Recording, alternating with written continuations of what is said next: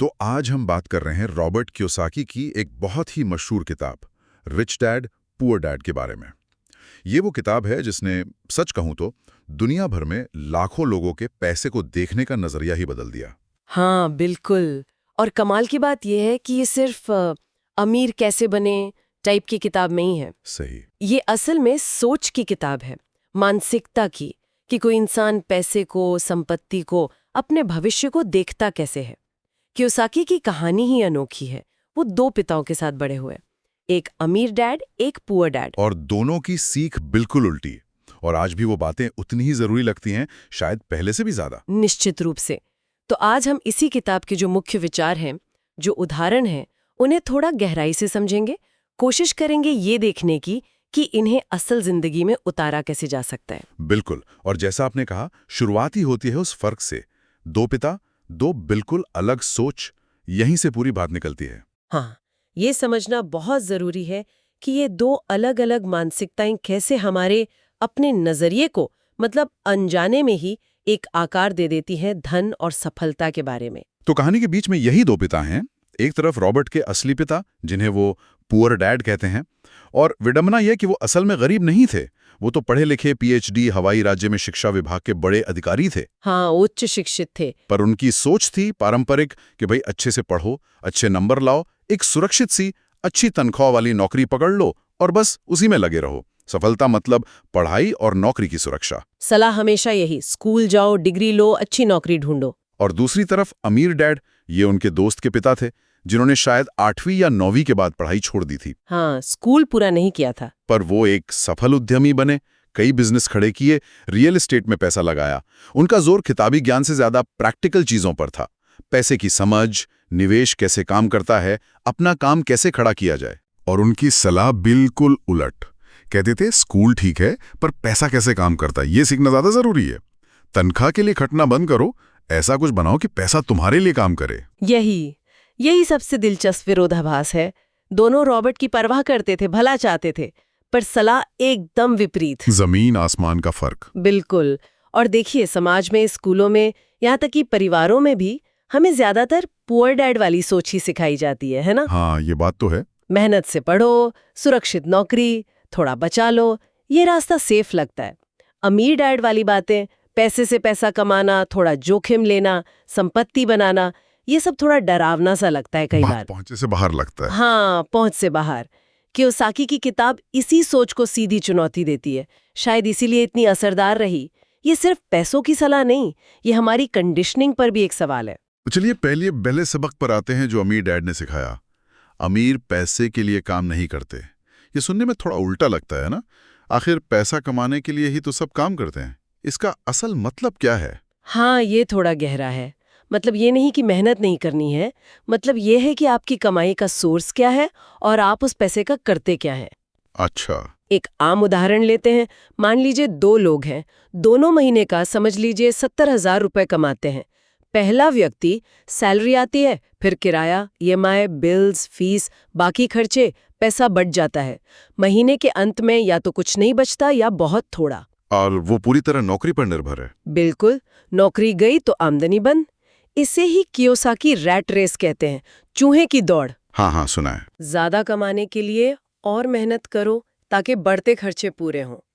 अब दूसरे व्यक्ति को देखिए, वो भी 70,000 रुपए कमाता है, पर वो सारा पैसा सिर्फ खर्चों में नहीं उड़ाता।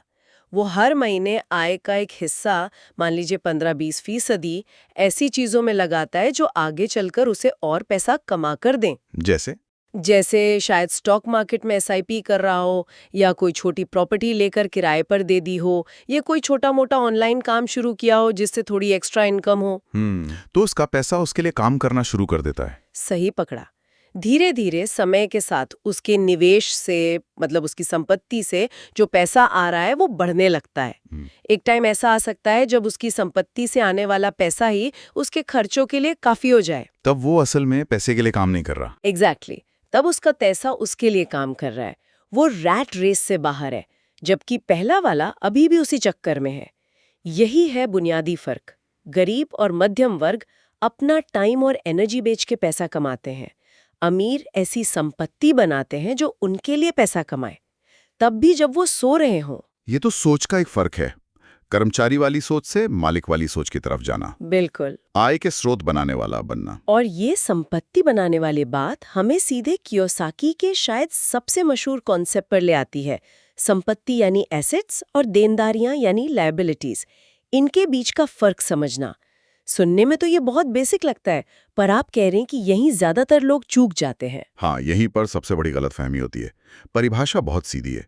संपत्ति, एसेट, वो चीज है जो आपकी जेब में पैसा डालती है। ओके। और देनदारी, लायबिलिटी, वो चीज है जो आपकी जेब से पैसा निकालती है। बस इतना ही। सुनने में तो एकदम आसान है। तो फिर गड़बड़ कहाँ होती है? गड़बड़ होती है पहचानने में। समाज हमें सिखाता है कि कुछ चीजें संपत्ति हैं, जबकि कियोसाकी के हिसाब से वो देनदारियां हो सकती हैं। सबसे क्लासिक उदाहरण है अपना घर। हाँ, ये तो सब कहते हैं कि घर सबसे बड़ा एसेट है। सब कहते हैं घर खरीदना सबसे अच्छा निवेश है, मेरा घर मेरी सबसे बड़ी संपत्ति है। लेकिन कियोसाकी पूछते हैं, क्या वाकई? सोचिए, अगर लोन लेकर घर खरीदा है, जिसकी हर महीने ईएमआई भर रहे हैं, प्रॉपर्टी टैक्स दे रहे हैं, मेंटेनेंस पर खर्चा कर रहे हैं, और उस घर से कोई सीधी इनकम नहीं हो रही, तो वो जेब से पैसा निकाल रहा है लगातार। बिल्कुल। तो कियोसाकी की परिभाषा के हिसाब से वो घर आपके लिए एक देनदारी है, संपत्ति नहीं। अरे, ये तो सोचने वाली बात है। तो फिर घर संपत्ति कब बनेगा? उनके मॉडल के हिसाब से वही घर संपत्ति तब बन सकता है जब आप उसे किराए पर दे दें और किराया आपकी ईएमआई, टैक्स, मेंटेनेंस से ज्यादा हो। मतलब अब वो घर आपकी जेब में पैसा डाल रहा है। अच्छा, या फिर अगर उसे बेचने पर अच्छा मुनाफा हो जाए। हाँ, या वो। पर वो तो भविष्य की बात है, अटकलबाजी है, गारंटी नहीं। संपत्ति वो है जो अभी कैश फ्लो दे। तो अमीर लोग इसी तरह की संपत्ति बनाने पर ध्यान देते हैं। बिल्कुल। वो ऐसी चीजें बनाने या खरीदने पर फोकस करते हैं जो लगातार कैश फ्लो दें, जैसे किराए की प्रॉपर्टीज, डिविडेंड देने वाले अच्छे स्टॉक, बॉन्ड्स, अपना बिजनेस जो मुनाफा कमाए, या कोई बौद्धिक संपदा जैसे किताब या म्यूजिक जिससे रॉयल्टी आए। और गरीब और मध्यम वर्ग? वो अक्सर अपनी कमाई देनदारियों पर ज्यादा खर्च करते हैं। बड़ी कार जिसकी कीमत घटती है, मेंटेनेंस लगता है, नए नए गैजेट्स, महंगे शौक, क्रेडिट कार्ड का कर्ज जिस पर भारी ब्याज लगता है, वो चीजें जो पैसा निकालती हैं। यानी कोई भी बड़ी चीज खरीदने से पहले एक पल रुककर ये पूछना चाहिए कि ये चीज मेरी जेब में पैसा डालेगी या निकालेगी। आपने एकदम सही पॉइंट पकड़ा। बस ये एक सवाल, ये आदत वित्तीय दिशा बदल सकती है। ये आपको सिर्फ उपभोक्ता बने रहने से निवेशक बनने की तरफ ले जाती है। ये सवाल उठाता है कि हम खर्च कैसे कर रहे हैं। क्या हम ऐसी चीजें खरीद रहे हैं जो हमें अमीर बनाएंगी, या ऐसी चीजें जो हमें गरीब बनाएंगे? ये सोचने के तरीके में बदलाव लाने की बात है। और शायद इसीलिए कियोसाकी स्कूलों की इतनी आलोचना करते हैं, है ना, कि वो पैसे के बारे में कुछ सिखाते ही नहीं। हाँ, ये उनका एक बहुत बड़ा पॉइंट है और काफी हद तक सही भी लगता है। आप सोचिए, हम अपनी जिंदगी के 15-20 साल स्कूल कॉलेज में लगाते हैं, इतिहास, भूगोल, गणित, विज्ञान सब सीखते हैं, जरूरी भी है, पर पर्सनल फाइनेंस के बारे में कितना सीखते हैं? कुछ भी नहीं। बजट बनाना, निवेश क्या होता है, टैक्स कैसे काम करता है, लोन क्या बला है, कंपाउंडिंग की ताकत क्या है, कैश फ्लो कैसे मैनेज करें, इन जरूरी चीजों पे शायद ही कोई क्लास होती है। हाँ, ये तो सच है। मैंने इंजीनियरिंग की, पर निवेश या टैक्स के बारे में कॉलेज में कुछ नहीं सीखा। जो सीखा बाद में खुद ही सीखा, धक्के खाकर। और यही वजह है कि हम देखते हैं कि बहुत पढ़े लिखे, अच्छी कमाई वाले लोग भी डॉक्टर, वकील, इंजीनियर पैसे को लेकर संघर्ष करते हैं या गलत फैसले ले लेते हैं। कमाना आता है, पर पैसे को संभालना और बढ़ाना नहीं आता। वो वित्तीय साक्षरता, फाइनेंशियल लिटरेसी गायब है। अमीर डैड ने कहा था, सबसे शक्तिशाली संपत्ति तुम्हारा दिमाग है। बिल्कुल। अगर इसे सही ट्रेनिंग दी जाए तो ये बहुत धन बना सकता है। और यहाँ ट्रेनिंग का मतलब सिर्फ डिग्री नहीं, बल्कि वित्तीय ज्ञान है। तो फिर सवाल ये है कि ये वित्तीय साक्षरता आए कहाँ से, अगर स्कूल नहीं सिखा रहे हैं तो? देखिए, अच्छी बात यह है कि आज के ज़माने में सीखना पहले से कहीं ज़्यादा आसान है। शुरुआत करें अच्छी किताबें पढ़ने से, जैसे ये किताब। हाँ, भरोसेमंद फाइनेंशियल ब्लॉग्स पढ़ें, पॉडकास्ट सुनें, निवेश के अलग अलग रास्ते समझें, stock, mutual fund, real estate, सोना। टैक्स के बेसिक नियम जानना बहुत ज़रूरी है, क्योंकि आप जो कमाते हैं वो उतना ज़रूरी नहीं जितना आप बचा पाते हैं। और सिर्फ पढ़ना सुनना काफी नहीं होगा शायद। बिल्कुल नहीं। सबसे ज़रूरी है एक्शन लेना। छोटी रकम से शुरू करें, अभ्यास करें, शायद महीने के 1000 रुपए की एसआईपी से ही सही। अनुभव से सीखना सबसे पक्का होता है। गलतियां होंगी, पर उनसे डरने के बजाय सीखना है। ये कोई कोर्स नहीं है जो एक बार करके खत्म हो जाए। ये लगातार चलने वाली प्रक्रिया है। और ये सीखने की बात हमें अगले सबक पर ले जाती है, जो मुझे बड़ा दिलचस्प लगता है। सीखने के लिए काम करें, पैसे के लिए नहीं। ये थोड़ा अजीब नहीं लगता, खासकर जब घर चलाना हो? हाँ, ये भी एक पारंपरिक सोच को चुनौती देता है। आमतौर पर हम नौकरी चुनते वक्त सैलरी देखते हैं, सुविधाएं देखते हैं। अमीर डैड की सलाह थी कि करियर के शुरू में या जब कुछ नया सीख रहे हो तो सिर्फ पैसे को पहला दर्जा न दें। ऐसी नौकरी या रोल चुनें जहां आपको कोई कीमती स्किल सीखने का मौका मिले, भले ही तनख्वाह थोड़ी कम क्यों ना हो। जैसे कियोसाकी ने खुद सेल्स की नौकरी की थी कम पैसे पर। हाँ बिल्कुल, उन्होंने ज़ेरॉक्स में सेल्स की नौकरी की क्योंकि वो जानते थे कि बेचना सीखना कितना ज़रूरी है। अगर आप बेचना जानते हैं तो आप कुछ भी बना और बेच सकते हैं। इसी तरह वो अकाउंटिंग, निवेश, लोगों को मैनेज करना, मार्केटिंग जैसे स्किल्स पर जोर देते हैं। ये वो स्किल्स हैं जो आपको रैट रेस से निकालकर अपना सिस्टम बनाने में मदद करते हैं। तो अगर कोई सिर्फ ज्यादा तनख्वाह के पीछे भाग रहा है तो हो सकता है वो कुछ जरूरी सीखने से चूक जाए। हाँ, ऐसा हो सकता है। आप एक अच्छी तनख्वाह वाली नौकरी में हो सकते हैं, पर रोज वही काम कर रहे हैं, कुछ नया नहीं सीख रहे, ग्रोथ रुक गई है।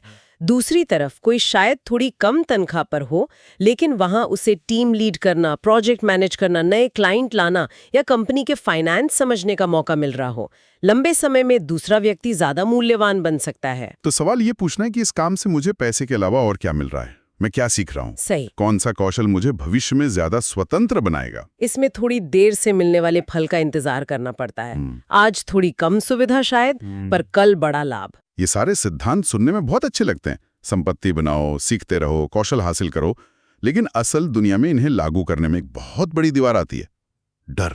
बिल्कुल। पैसे खोने का डर, फेल होने का डर, गलती करने का डर। लोग जोखिम लेने से कतराते हैं। आपने एकदम सही नस पकड़ी है।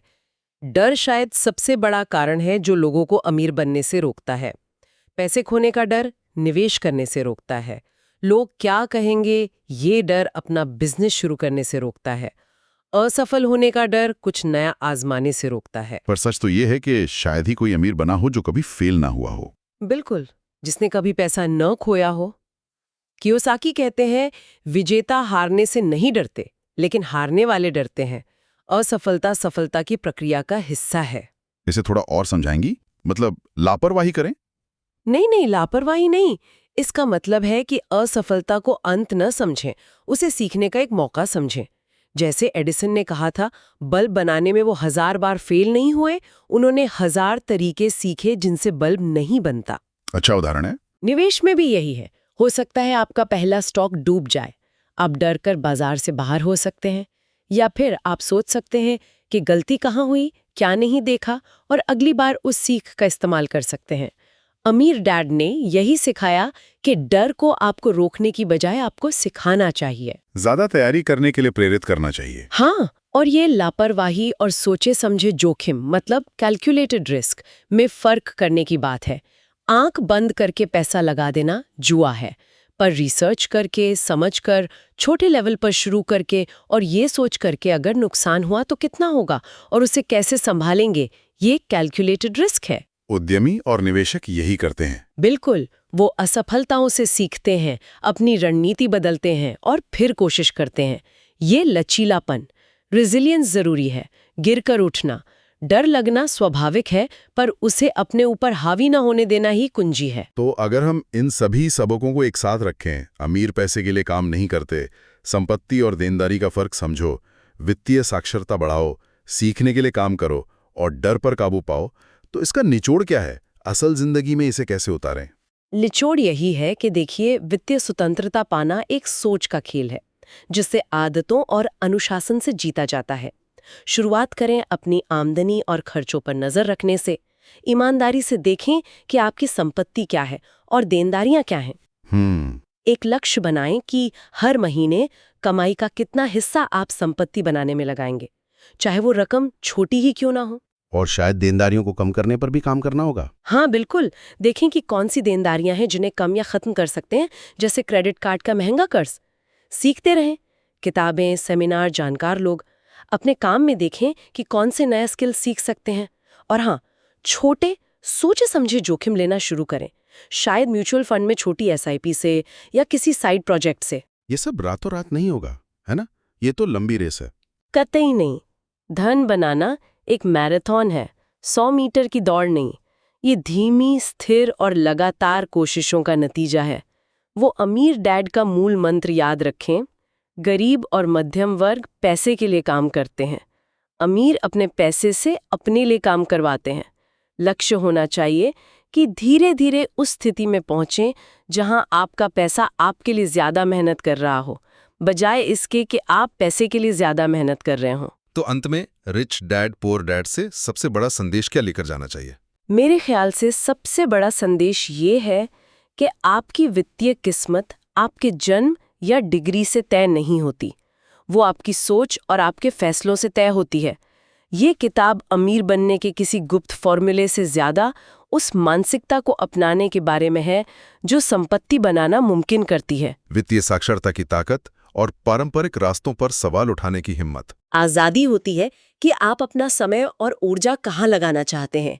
आप वो काम कर सकते हैं जो आपको पसंद है, न कि सिर्फ वो जिससे बिल भर सकें। तो जाते जाते श्रोताओं के लिए सोचने की बात छोड़ जाते हैं। अपनी मौजूदा वित्तीय स्थिति को देखें। कौन सी संपत्तियां बन रही हैं, कौन सी देनदारियां हैं जो रोक रही हैं, और अगला एक वित्तीय सबक कौन सा है जिसे सीखना चाहेंगे।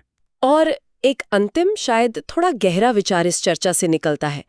क्या इन सिद्धांतों को अपनाना सिर्फ ज्यादा पैसा कमाने का एक तरीका है, या फिर ये जीवन को देखने का, अपनी प्राथमिकताओं को तय करने का और अपने समय और साधनों का उपयोग करने के तरीके को भी बदल सकता है? संपत्ति बनाने से आगे बढ़कर क्या ये जीवन जीने के नजरिए पर भी सवाल उठाता है? रिच डैड पुअर डैड पर इस बातचीत में शामिल होने के लिए धन्यवाद।